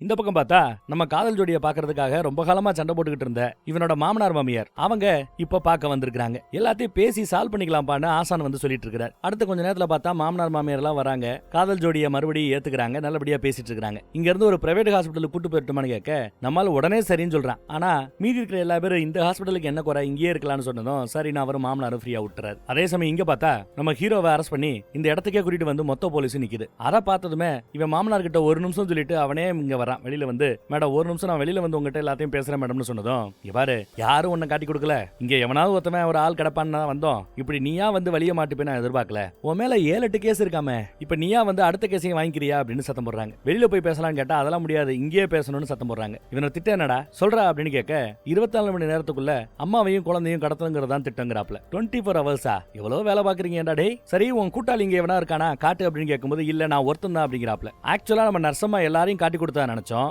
இல்ல நர்சம்மா என்ன பண்ணிருக்குன்னா ஒரு நாளைக்கு 10,000 ரூபான்னு எங்கிட்ட காசு கொடுக்கறதா சொன்னாங்க. நான் காசு வாங்கி வேலை பாக்குறேன் அவ்வளவுதான் எனக்கு தெரியும்னு அந்த அம்மா சொல்லியிருக்குது. இப்ப இந்த ஆள் வந்து மாட்டினது அவரா வாய கொடுத்துதான் மாட்டிக்கிட்டார். நம்ம மூத்தவன் அங்கதான் இருக்கிறான். அவனை யாரும் இங்க காட்டி கொடுக்கல. இவரும் பாருங்க வேற யாரும் இல்லைன்னு தான் சொல்றாரு. அப்புறம் அவன் ஒன்னும் அரெஸ்ட் பண்ணல. மேட்டரை கேட்டுட்டு அப்படியே விட்டுறாங்க. இந்த பக்கம் நம்ம பையில வெளியில கூட்டு வரும்போது இந்த அம்மா சாவி வாங்கி கை விலங்க அவுத்து விடுறாங்க. ஏன்னா இவனுக்கு எதிராக எந்த கேஸுமே கிடையாது. உன்னை பார்த்தா பாவமா இருக்குது பொலிர்னு அரையணும் தான். ஆனா பாவமா இருக்குதே பொழைச்சு போ அப்படின்னு விலங்க அவுத்து விட்டுறாங்க. அவன் போகும்போது என்னடா பொண்டாட்டியை கூட்டு போலையான்னு ஒரு போலீஸ் நக்கல். இன்னொரு போலீஸ் என்ன புள்ளைய கூட்டு போலையான்னு நக்கல். எல்லா அவமானங்களையும் தாண்டி தான் போறான். இந்த பக்கம் எஸ்ஐயோ ஏன் மேடம் விட்டீங்க அரெஸ்ட் பண்ணி உள்ள உட்கார வைக்கலாம்ல அப்படின்னு கேட்க இங்க பாரு அரெஸ்ட் பண்ணி உள்ள உட்கார வச்சா இது நியூஸ் ஆயிடும். நியூஸ் ஆச்சுன்னா மேட்டர் என்னன்னு நாளைக்கு பின்னாடி எப்படி தெரியுமா ஃபிளாஷ் நியூஸ் வரும். ஜெயில இருக்க வேண்டிய ஒரு பொண்ணு, பிரசவமாக போற ஒரு பொண்ணு, கர்ப்பிணி பொண்ணையும் வயிற்றுல இருக்கிற குழந்தையும் காப்பாத்துறதுக்காக கஷ்டப்பட்ட புருஷன் இப்படி எல்லாம் போட்டு ஒரு சாதாரண ஆளை ஹீரோ ஆக்கி காட்டுவாங்க. மக்களுக்கு மத்தியில தேவையில்லாம அவனுக்கு ஒரு அபிப்பிராயம் ஒரு பாசிட்டிவ் சைன் கூடும். இதெல்லாம் அவசியமா? பத்தாததுக்கு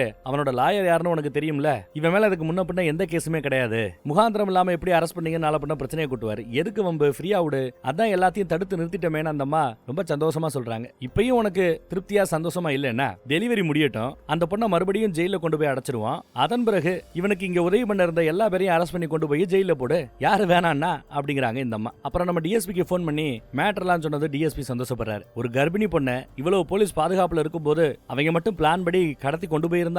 போலீஸோட மானம் போயிருக்குன்னு சொல்ல அதான் காப்பாத்திட்டோம்ல ஃப்ரீயா விடுங்க சார் எல்லாம் முடிஞ்சு போச்சு சார்னு சொல்றாங்க. இந்த பக்கம் பார்த்தா யாரு துணை இல்லாம எல்லாம் போய் அம்போன்னு நிக்கிறான் புருஷங்காரன் நம்ம ஹீரோ. போலீஸு கீழே இறங்கி வரும். இவனை பார்த்ததும் டேய் இன்னும் நீ கிளம்பலையா அப்படின்னு கேட்க அவன் என் மொண்டாட்டி இல்லாம நான் அங்க இருந்து கிளம்ப மாட்டேங்கிறான். ஏண்டா தனியால உன்னால என்னடா பண்ண முடியும்னு கேட்க உங்க எல்லாரையும் மீறி என் மொண்டாட்டி இங்க இருந்து காப்பாத்தி கூட்டிட்டு போக முடியும்னு சவால் விடுறான். அப்படியா சவாலா பாத்துக்கலாமான்னு இந்த மாவும் சவாலை ஏத்துக்குச்சு. அடுத்து நம்ம பையன் பாத்ரூம் பக்கம் போவான். பக்கத்திலேயே நம்ம காதல் ஜோடி அவர் இருக்கிறார். இதெல்லாம் ஒன்னும் சரிப்படுறாப்ல தெரியல பொழப்ப பாருங்க அப்படின்ட்டு கிளம்புறாரு. அதே சமயம் போலீஸ் வந்து எல்லாரையும் வெளியில தள்ளி பாத்ரூமோட லாக்க சாத்துறாங்க. யோ என்னையா பண்ண போறீங்க யோ ஹாஸ்பிட்டல் யாது அப்படின்னு நம்மளால சத்தம் முடியும். அவனுக்கு ஒரு அற விழுகுது. பொதுமக்கள் எல்லாம் கூடுறாங்க. அந்த பக்கத்துல பார்த்தா நம்ம பையில போட்டு அடி அடி அடிச்சு புரட்டி எடுக்கிறாங்க. எங்க முன்னாடியே வந்து எங்க கிட்டே சவால் விடுவியாடான்னு அடிக்கிறாங்க. எஸ்ஐ தான் பயங்கரமா அடிக்கிறார். மூஞ்சில அப்படி ஷூவை வச்சு அழுத்தி கையை அப்படி முறுக்கி விடுறாரு. ஆணு கத்துவான் ஆனாலும் அழுகல. நீ என்ன வேணாலும் அடிச்சுக்க, ஆனா நான் போக மாட்டேங்கிறாப்ல. இன்னும் 4 போலீஸ் அடி அடி அடிக்கிறாங்க. அப்பயும் சிரிப்பேன், நான் இங்கதான் இருப்பேன்னு. சிரிக்கிறியா, இப்ப சிறா பாப்போம்னு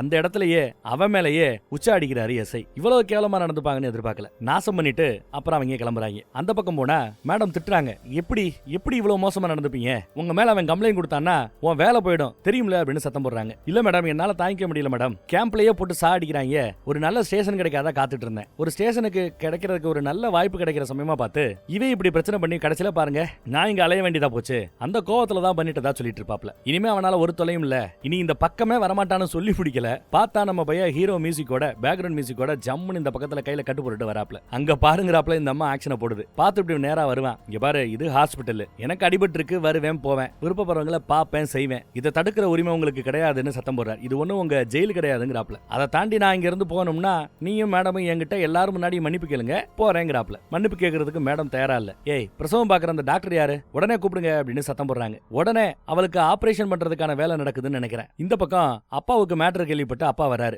நடந்தது எல்லாத்தையும் நம்ம காதல் ஜோடி சொல்லிட்டு போறாப்ல. அந்த பக்கம் மாமனார் மாமியாரு, இதுக்கு தான் இந்த மாதிரி ஒரு பயலை நீ தேர்ந்தெடுத்தியாக்கும், உன் சாய்ஸ் பாரு இவ்வளவு மோசமா இருக்குன்னு வாடி போலான்னு மறுபடியும் அம்மோன்னு விட்டுட்டு மாமனார் மாமியார் கிளம்பிடுறாங்க. அதே சமயம் இந்த பக்கம் பார்த்தா இந்த மேட்டரை கேள்விப்பட்டு நம்ம பையன் ஓடியாரான். மேடம் தான், ஏய் உனக்கு தெரியாதா, உன் முண்டாட்டிக்கு சுகப்பிரசவம் இல்ல, ஆபரேஷன் பண்ணி தான் குழந்தை எடுக்க போறோம் அப்படிங்கிறாங்க அந்த அம்மா. சுகப்பிரசவம் நடக்க வேண்டிய இடத்துல ஆபரேஷன் பண்ணி தான் குழந்தை எடுக்கணும்னு இந்த அம்மா உத்தரவு போட்டுச்சு போல தெரியுது. சோ எழுந்து நடக்கிறதுக்கு கிட்டத்தட்ட 4 வாரம் ஆகுமா, அதுவும் காம்ப்ளிகேட்டடான ஆபரேஷனா. 1 மாசம் ஆகுது இந்த அம்மா, எழுந்து நடக்கவே 1 மாசம் ஆகுமா. இந்த நிலைமையில எப்படி அவளை நீ கடத்தி கூட்டிட்டு போவ அப்படின்னு நக்கல் பண்ணுது அந்த மேடம்.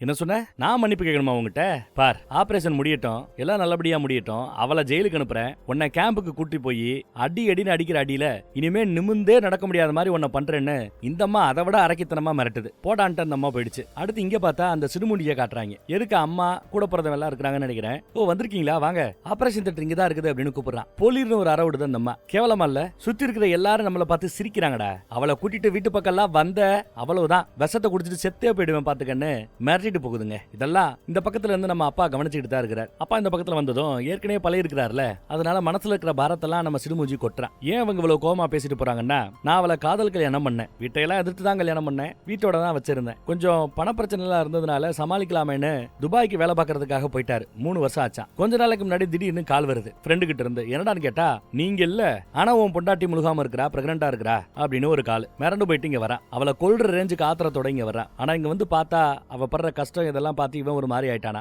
அந்த லெவலுக்கு அவளை நான் லவ் பண்றேன், அவளை அடிக்கணும்னு கூட திட்டன்னு கூட எனக்கு மனசு வரல, ஆனா அவ எனக்கு பண்ணது மிகப்பெரிய துரோகம் தான்.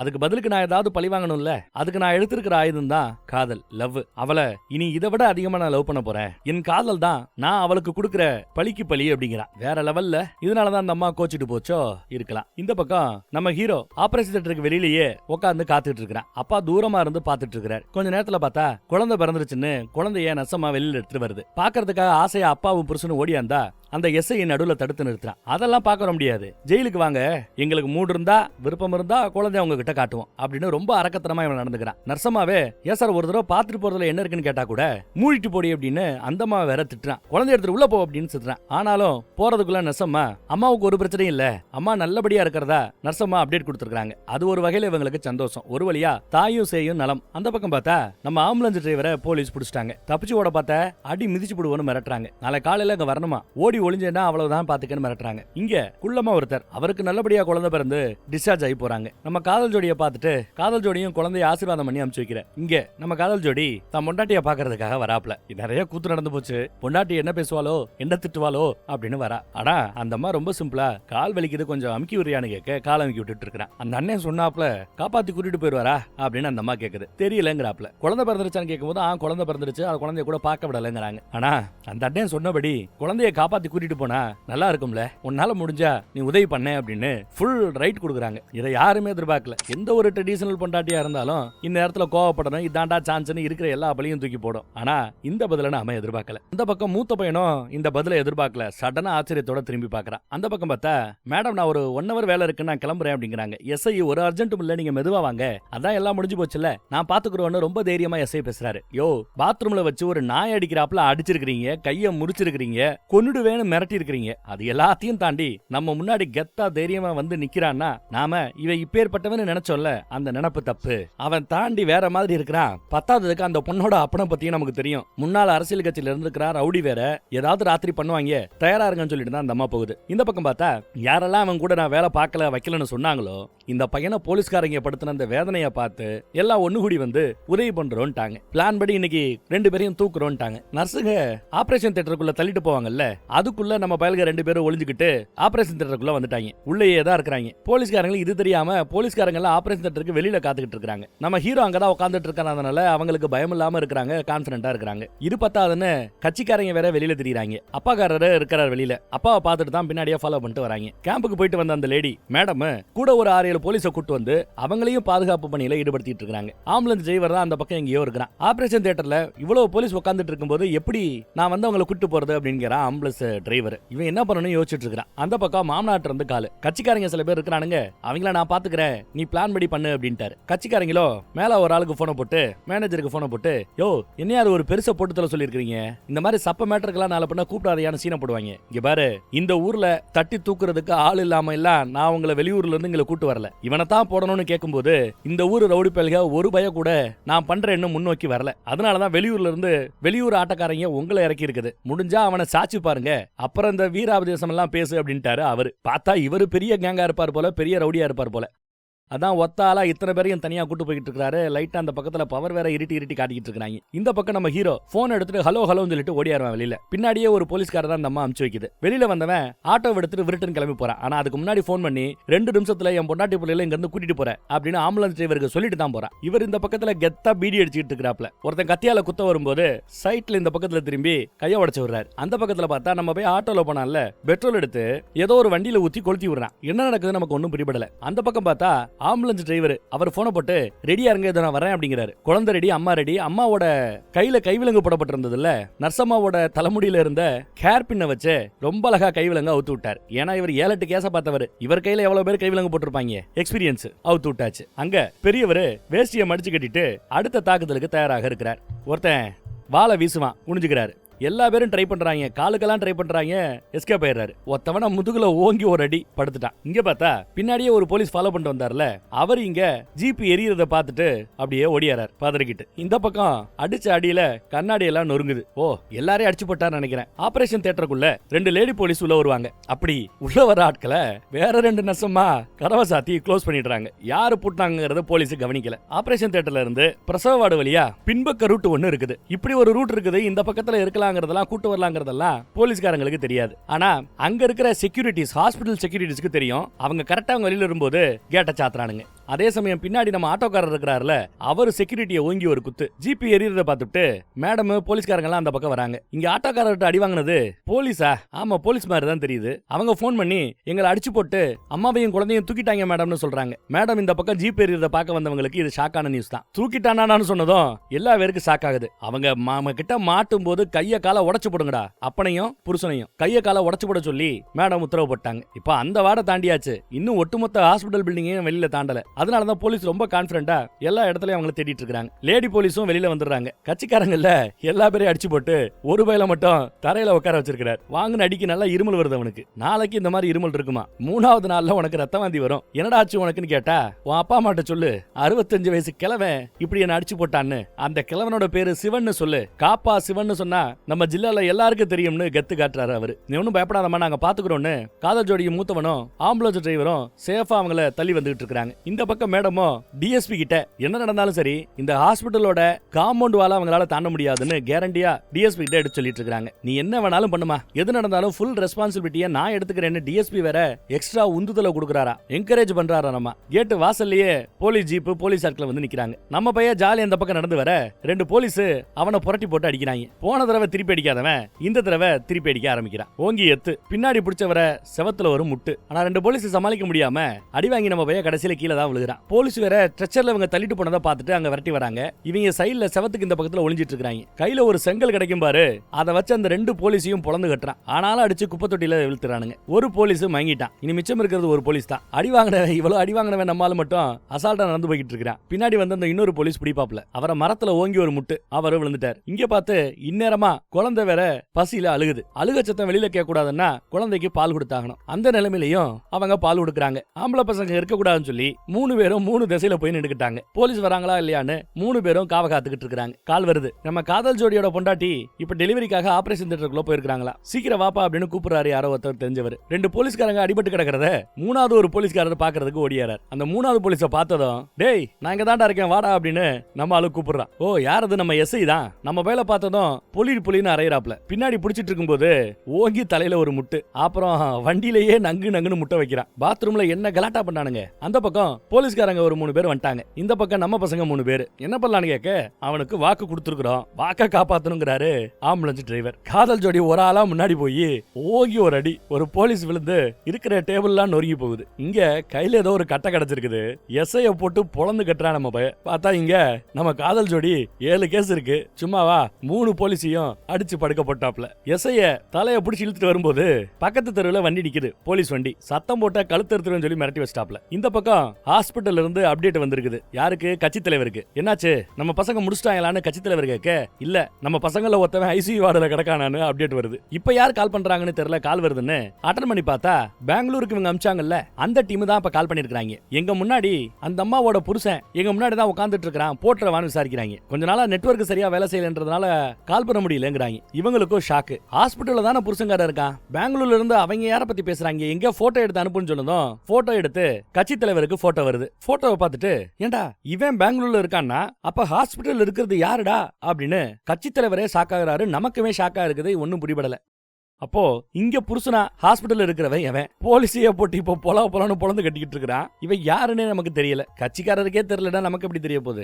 எஸ்ஐய பொழந்து கட்டுறாப்ல. பாத்ரூம்ல வச்சு மேல உச்சா போனால அது ஞாபகத்துக்கு வர செங்கல் எடுத்துட்டு போய் தலையில ஓங்கி ஒரு அடி. எஸ்ஐக்கு என்ன ஆச்சுன்னு தெரியல. இந்த பக்கம் ஸ்ட்ரெச்சரை தள்ளிட்டு வந்துட்டு இருக்காங்க. இங்க பார்த்தா நர்ஸ் வண்டியில உட்கார்ந்து இருக்கா. நர்ஸ் நீ என்ன இங்கன்னு கேட்க மேடம் வண்டிக்குள்ள இருந்து வெளியில வராங்க. மேபி நர்ஸ் அம்மா பிளான போட்டு கொடுத்திருப்பாங்களோ, அடிச்சு கிடிச்சு விசாரிச்சிருப்பாங்க. அந்த அம்மா வண்டியில உட்கார்ந்து அழுதுட்டு இருக்குது. ஆட்டோல பெரியவர் போயிட்டு இருக்காரு. அப்பா அவரையும் போலீஸ் ரவுண்டு கட்டி பிடிச்சிருது. யாருன்னே தெரியாத நம்ம ஹீரோ மட்டும் தனியாலா அந்த ஹாஸ்பிட்டல் பில்டிங்ல தான் எங்கேயோ சுத்தி திரியிறார். ஆனா எல்லாம் முடிஞ்சு போச்சு, எல்லாம் மாட்டிக்கிட்டாங்க. இனி என்ன பண்ண முடியும்னு தெரியல. கட் பண்ணி பார்த்தா நம்ம டிஎஸ்பியே ஹாஸ்பிட்டலுக்கு வந்துட்டார். என்னாச்சு எல்லா அக்யூஸ்டுகளையும் பிடிச்சி உள்ள உட்கார வச்சாச்சான்னு கேட்க ஒரே ஒருத்தரை தவிர மீதி எல்லாருமே மாட்டிக்கிட்டாங்கிறாப்ல. மேடம் சொல்றாங்க இன்னும் 1 மணி நேரம் தான், அவனையும் கஸ்டடியில் எடுத்துடலான்னு மேடம் ரொம்ப தைரியமா சொல்லுது. நீங்க வரணும்னு அவசியம் இல்லைங்குது. மேபி பிளான் சொதப்பிடிச்சேன்னு எங்கேயாவது ஓடி ஒளிஞ்சிருக்கலான்னு மேடம் சந்தோஷமா சொல்றாங்க. அப்புறம் போலீஸ்காரங்களோட நிலைமை என்னன்னு கேட்க ஒரு 3 போலீஸுக்கு நல்ல அடி.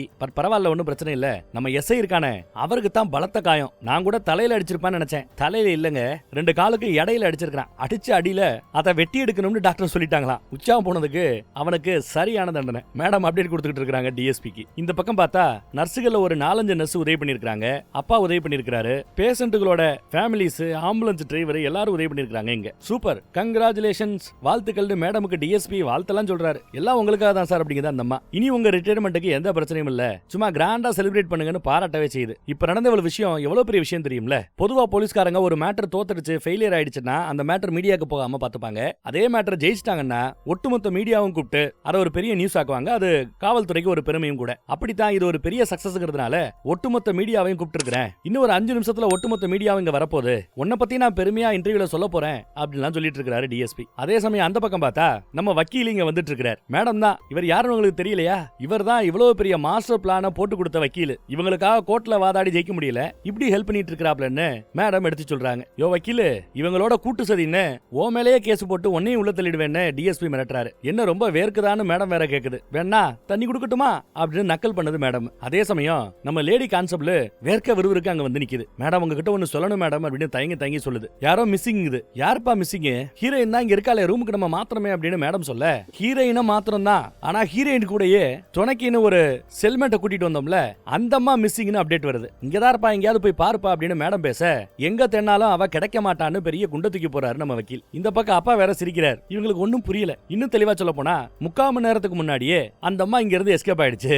அவங்க பையனே வந்து காப்பாத்தி கூட்டிட்டு போயிட்டதா வக்கீல் ஒரு பெரிய குண்டை தூக்கி போறார். யாரியா பையன் அப்படின்னு பார்த்தா அட நம்ம ஹீரோ தான் இந்த செல்மெட்டோட பையன் இப்ப தெரிய வருது. எல்லாரோட கான்சென்ட்ரேஷனும் இங்க ஹீரோயின் மேல இருக்கும்போது அந்த செல்மெட்டை யாருமே கவனிக்கல. அது நம்ம நம்ம ஹீரோக்கு வசதியா போச்சு. தான் அம்மாவை காப்பாத்த வந்தவன் அம்மாவை காப்பாத்திட்டான். ஆக்சுவலா சொல்ல போனா பையன் இவன் தான் அந்த மணி லாண்டரிங் வேலையை பார்த்திருப்பான். அதுல அம்மா மாட்டிக்கிட்டாங்க பாவம். பையன் பண்ணதான் தப்பு. இவன் பண்ண எல்லா தொழிலோட லைசன்ஸுமே அம்மா பேர்ல பண்ணிருக்கான். அதனாலதான் அம்மா அரஸ்ட் பண்ணிட்டு போயிருக்காங்க. காப்பாத்துறதுக்கு இந்த வக்கீல்கிட்ட தான் பையன் வந்திருப்பான், ஹீரோ வந்திருப்பான். ஆனாலும் ஒண்ணும் பண்ண முடியாது, எல்லாம் கை மீறி போயிடுச்சு அப்படின்னு சொல்லிட்டு போயிருப்பார். படத்தோட ஸ்டார்டிங் சீன்ல மழை பெஞ்சுக்கிட்டு இருக்கும்போது இதே மாதிரி வக்கீல் பேசிட்டு போயிருப்பார். நாம கூட அதனாலதான் இவன் அந்த அம்மாவோட புருஷன் நினைச்சோம். அந்த கேப்ல புருஷங்காரன் கடைக்கு போயிருப்பான் போல, கொடைய பிடிச்சிக்கிட்டு மாமனார் கிட்ட வந்து நிக்கிறான் பாருங்க, அவன் தான் ஒரிஜினல் புருஷன். கோர்ட்ல இருந்து நம்ம ஹீரோயின் கீழே இறங்கி போகும்போது பின்னாடியே இந்த அம்மா கொடைய பிடிச்சிட்டு கீழே இறங்கி போயிட்டு இருக்குது. அதை நமக்கு அப்ப காட்டல, இப்ப காட்டுறாங்க. அவங்க தான் தான் பிள்ளைய ஏக்கமா பார்த்துட்டு வண்டியில ஏறி இருப்பாங்க. இப்போ அம்மாவை காப்பாத்துறதுக்காக எவ்வளவு ரிஸ்க் எடுத்து வந்திருக்கான்னு பாருங்க. எனக்காக ஜெயில கிடந்து கஷ்டப்பட வேண்டாம், நான் உங்களை காப்பாத்தி கூட்டிட்டு போவேன்னு, சட்டத்தின் வழியா இல்லாம வேற வழியில உங்களை காப்பாத்தி கூட்டிட்டு போவேன்னு ஒரு மெசேஜ் வந்திருக்குது. ஆக்சுவலா அந்த மெசேஜ் வந்தது ஹீரோயினுக்கு கிடையாது. ஹீரோயின் சாப்பிட்ட அந்த மருந்து தான், ஆனா வந்த மெசேஜ் கூட இருக்கிற செல்மேட்டுக்கு. அதையும் நமக்கு லேட்டா தான் காட்டுறாங்க. அப்புறம் சூப்பர்டென்ட்ட பார்த்துட்டு என்னையே அரெஸ்ட் பண்ணுவேன்னு சொன்னேன்ல, என்ன அரெஸ்ட் பண்றதுக்கு எந்த கொம்பனாலையும் முடியாதுன்னு சவால் விடுறாரு. அடுத்து இந்த மேடத்தை பார்த்து, மேட்டர் எல்லாத்தையும் நீ கரெக்டா ப்ராப்பரா கேஸ ரெஜிஸ்டர் பண்ணி எல்லாத்தையும் பண்ணிருந்தா பரவாயில்ல, எல்லாத்தையுமே நீங்க அன்அபிஷியலா பண்ணிருக்கீங்க, உங்க ஈகோ தான் இது எல்லாத்துக்கும் காரணம்னு அந்த அம்மாவை பிடிச்சி ஏறாரு. அப்புறம் பார்த்தா நம்ம வக்கீல் ஆபீஸ்ல இருக்கும்போது பொண்ணோட அப்பா வக்கீல பாக்குறதுக்காக வந்திருப்பார். கோர்ட் வாசல்லையே வச்சு அப்பாவையும் புருஷனையும் கொல்ல சொல்லிருப்பாங்க கட்சிக்காரங்க. அந்த முயற்சியில சட்டங்கள்லாம் கிழிஞ்சு போய் எப்படியோ தப்பிச்சு வக்கீல் கிட்ட வந்திருக்காங்க. இங்கதான் நம்ம ஹீரோயினோட உண்மையான புருஷனை காட்டுறாங்க. இவன் உசுருக்கே ஆபத்து, இவனை எங்கேயாவது பார்த்தா என் மருமகனை போட்டு தள்ளுறதுக்கு கட்சிக்காரங்க எல்லாம் சுத்தி திரிஞ்சிட்டு இருக்காங்க, இவரை காப்பாத்தணும், ஏதாவது வழி சொல்லுங்கன்னு பெரியவர் வந்து நிக்கிறார். இவருக்குமே நிறைய சட்டை எல்லாம் கிழிஞ்சு போயிருக்கும். குடிக்க கொஞ்சம் தண்ணி கிடைக்குமான்னு அப்பா கேட்க சரின்னு வக்கீல் கொடுப்பார். அப்பதான் நம்ம வக்கீலுக்கு இவங்க ரெண்டு பேர்கிட்ட இருக்கிற அந்த பிரச்சனை தெரிய வருது. இவன் அம்மாவை காப்பாத்தணும், அங்க மருமகனோட உசுருக்கு ஆபத்து இல்லாம மருமகனோட உசுரை காப்பாத்தணும். என்ன பண்ணலாம்னு யோசிச்சவரு இவர் தான், இந்த வக்கீல் தான், இந்த பெரியவர் தான் இப்ப நடக்கிற இந்த ஒட்டுமொத்த விஷயத்துக்கும் சூஸ்திரதாரி, மாஸ்டர் மைண்ட். அப்புறம் நம்ம அப்பா அவர் வந்து, ஏன் மேடம் என்ன பேச்சு பேசினேன், ஆனா அவன் என் மருமகனே கிடையாது, என் பொண்ணுக்கு அவனுக்கு எந்த சம்மந்தமே கிடையாதுன்னு குண்டை தூக்கி போடுறாரு. இப்ப பிளாஷ்பேக்கு போறோம். ஹீரோவும் அப்பா அவரும் பேசிட்டு இருக்கிறத காட்டுறாங்க. வக்கீல் நடந்த விஷயம் எல்லாத்தையுமே சொன்னாப்லன்னு ஆரம்பிக்கிறார். பணத்தாசையில ஏதோ லைட்டா தப்பு பண்ணிட்டேன், ஆனா லைசன்ஸ் எல்லாம் எங்க அம்மா பேர்ல இருந்ததுனால போலீஸ் அவங்கள அரெஸ்ட் பண்ணிட்டு போயிட்டாங்க. எனக்காக எல்லா கேஸையும் ஏத்துக்கிட்டு என் அம்மா ஜெயில கஷ்டப்படுது, எங்க அம்மாவை எப்படியாவது காப்பாத்தணும், உதவி பண்ணுங்கன்னு நம்ம ஹீரோ கேட்டிருப்பாப்ல. வக்கீல் சொன்னாப்ல, இந்த நொடியில இருந்து நீதான் என் பொண்ணோட புருஷ மாதிரி நடிக்கணும் அப்படின்றார். எல்லா கரெக்டா சரியா போயிடும், பயப்படாதன்னு அவரும் ஆறுதல் சொல்லியிருப்பார். இந்த பக்கம் வக்கீலோட ஆபீஸ்க்குள்ளேயே தான் உண்மையான புருஷன் இருக்கிறான். அப்புறம் நம்ம வக்கீல் ஜெயில இருந்து உங்க அம்மாவை காப்பாத்தி கூட்டிட்டு போறோம், பிளான் என்னன்னு நான் சொல்றேன்னு நம்ம ஹீரோ கிட்ட பிளான சொல்லியிருப்பார். அம்மாவை காப்பாத்து நினைக்கிற அந்த பையனுக்கு நாங்க உதவி பண்ணோம். சும்மா இல்ல, கேட்டதை விட பணத்தை அள்ளி அள்ளி கொடுத்தான். அதே மாதிரி பிளாஷ்பேக்கு மறுபடியும் போறோம். ஹீரோவும் அப்பாவும் ரெண்டு பேரும் சேர்ந்து இன்ஸ்பெக்டருக்கு பணம் கொடுப்பாங்கல்ல ஒரு பை நிறைய, அந்த இடத்துல அவங்க பேசிக்கிட்டதை நமக்கு காட்டல, இப்பதான் நமக்கு காட்டுறாங்க. பணத்தை வாங்கிட்டேன், உங்க அம்மாவை நல்லபடியா தப்பிக்க வைக்கிறது ஏன் பொறுப்புன்னு அவரு பொறுப்பை ஏத்துட்டு இருப்பார். இந்த காசுக்கு ஏத்தாப்புல உங்க அம்மாவை அந்த ஹாஸ்பிடல் வரைக்கும் கொண்டு வந்து விட வேண்டியது ஏன் பொறுப்பு, அப்புறம் நீ தான் பாத்துக்கணும்னு சொல்லியிருப்பார். நம்மளும் சரின்னு ஒத்துட்டு இருந்திருப்பான். அது மட்டும் இல்லாம வீடியோ கால்ல ஹீரோயின் கூட ஹீரோ பேசும்போது யாராவது வருவாங்க, அப்ரோச் பண்ணுவாங்க, போலீஸ் கிட்ட இன்னாரும் வந்தாங்க, இப்படி உதவி பண்றதா சொன்னாங்க, இப்படின்னு எல்லாத்தையுமே எங்க அம்மா போட்டு கொடுக்கணும், என்ன நடந்தாலும் போலீஸ் கூடயே நிக்கணும் அப்படிங்கறப்பல ஒரு ஹிண்ட் கொடுத்திருப்பா. ஹீரோயின் சொல்லிதான் கூட இருக்கிற செல்மேட் நம்ம ஹீரோவோட அம்மா அப்படி போட்டும் கொடுத்திருப்பாங்க. ஒரே கல்ல 3 மாங்காய் நடந்திருக்கும். ஒண்ணு, அந்த உண்மையான மருமகனுக்கு ஆபத்து வரக்கூடாது புருஷனுக்கு, அவன் சேஃபா பெங்களூர்ல இருந்திருக்கான். ரெண்டாவது, இவங்களுக்கு தேவையான அளவு பணம் மணி லாண்டரிங்ல அம்மா தான் மாட்டினாங்க, பையன் மாட்டலையே. சோ பையன் கிட்ட பணம் இருந்தது, அந்த பணத்தை தாராளமா கொடுத்திருக்கிறா எல்லா பேருக்கும். இங்க இருக்கிற பெரும்பான்மையான மக்களுக்கு இருக்கிற மிகப்பெரிய பிரச்சனையே பணம் தான். அதான் அந்த பையனால சால்வ் பண்ண முடிஞ்சது. மூணாவது, அம்மாவை காப்பாத்தி கூட்டிட்டு போகணும், அதுவும் நடந்துருச்சு. சோ ஒரே கல்லுல 3 மாங்க. அப்புறம் கடைசியா இப்போ கஸ்டடியில இருக்கிறாங்கல்ல நர்சுங்க 4 பேரு, இந்த பக்கம் ஒரு 4 பேருன்னு, இவங்களை இப்ப கஸ்டடியில வச்சு என்ன பிரயோஜனம்? உண்மையிலேயே இங்க தப்பிச்சு போனது அந்த அம்மா. அந்த அம்மா தப்பிச்சு போனதுக்கு இவங்க உதவி பண்ணிருக்காங்கன்னு கேட்டா ஒரு இடத்துல கூட அந்த அம்மா தப்பிச்சு போனதுக்கு இவங்க யாருமே உதவி பண்ணவே இல்ல. இல்ல, சோ இவங்க மேல எப்படி கேஸ் போட முடியும்? அதிகபட்சம் ஒரு நாள் விசாரணை, ராத்திரி வேணா போலீஸ் ஸ்டேஷனுக்கு கூட்டு போலாம். நாளைக்கு காலையில முதல்ல நானே வந்து உங்க எல்லாரையுமே பெயில் எடுக்கிறேன், கேஸ நான் பாத்துக்கிறேங்கிறாரு வக்கீல். அப்புறம் அப்பா பார்த்துட்டு, இன்னும் குழந்தைய பாக்கல, நீ இன்னும் பாக்கலன்னு சொல்லுவாப்ல. போய் பாடுறா, நான் இருக்கிறேன், எவன் தடுக்கிறான்னு பாப்போம்னு கெத்து காட்டுறாரு வக்கீல். இந்த பக்கம் ஐயோ மாட்டிக்கிட்டேன்னு நினைச்ச நம்ம பசங்க எல்லாருமே மாட்டலங்கிறத தெரிஞ்சுக்கிட்டு சந்தோஷப்படுறாங்க. அப்புறம் மேடம் வக்கீல தடுத்து நிப்பாட்டுறாங்க. இந்த ஒரு நாள் ராத்திரியில எதுவும் நின்னுட போறாது, நிக்க போறது இல்லங்குது மேடம். பதிலுக்கு அவரு சிரிச்சுக்கிட்டே வணக்கம் வச்சுட்டு கிளம்பி போயிட்டே இருக்கிறார். இந்த பக்கம் பார்த்தா டிஎஸ்பி மீடியாவை கூப்பிட்டு இருந்தாருல, மீடியா ஃபுல்லா வந்து மொச்சுக்கிட்டு நிக்கிறாங்க. அவங்களுக்கு நியூஸ் தெரிஞ்சு போச்சு, கைதி எஸ்கேப். அப்படின்னு டிஎஸ்பி மாட்டினாரு, மேடம் மாட்டினாங்க. ரொம்ப கேவலமா நடந்துகிட்ட அந்த எஸ்ஐக்கு இருக்க வேண்டியது இல்லாம போயிடுச்சு. கூட துணைக்கு இருந்த போலீஸ்காரங்களுக்கு அடி விழுந்துச்சு. மேடம் எங்க போனாலும் அந்த அம்மா பையன் 2 பேரையும் சும்மா விட மாட்டேன்னு அந்த இடத்துலயும் சவால் விடுறாங்க. ஆனா அம்மாவும் பையனும் லோக்கல் போலீஸால எட்டி பிடிக்க முடியாத தூரம் எல்லையில்லா அந்த கடல்ல எங்கேயோ புறப்பட்டு போய்கிட்டு இருக்க. அப்படியே படமும் இந்த இடத்துல முடிஞ்சிருச்சு. பரவாயில்ல, பயங்கரமா இருந்ததுல. நாமளும் ட்விஸ்ட் எங்கேயாவது இருக்கும்னு யாரையோ சந்தேகப்பட்டுக்கிட்டு இருந்தோம். கடைசியில பார்த்தா கடத்த வேண்டிய ஆளே வேறன்னு எங்கேயோ ட்விஸ்ட் வச்சுட்டாங்க. வெறித்தனம் வேற லெவல். இதே மாதிரி வேற ஒரு நல்ல படத்துல மறுபடியும் சந்திப்போம். நம்ம வாட்ஸ்அப் குரூப்போட லிங்கை கீழே டிஸ்கிரிப்ஷன்ல கொடுத்துருக்கேன். விருப்பப்படுறவங்க கிளிக் பண்ணி ஜாயின் பண்ணிக்கோங்க. எந்த சேனல்ல எந்த வீடியோ போட்டாலும் அதோட யூடியூப் லிங்கை நாம அதுல கொடுத்துருவோம். சோ நீங்க மிஸ் பண்ணாம பார்த்துடலாம். தேங்க்ஸ்.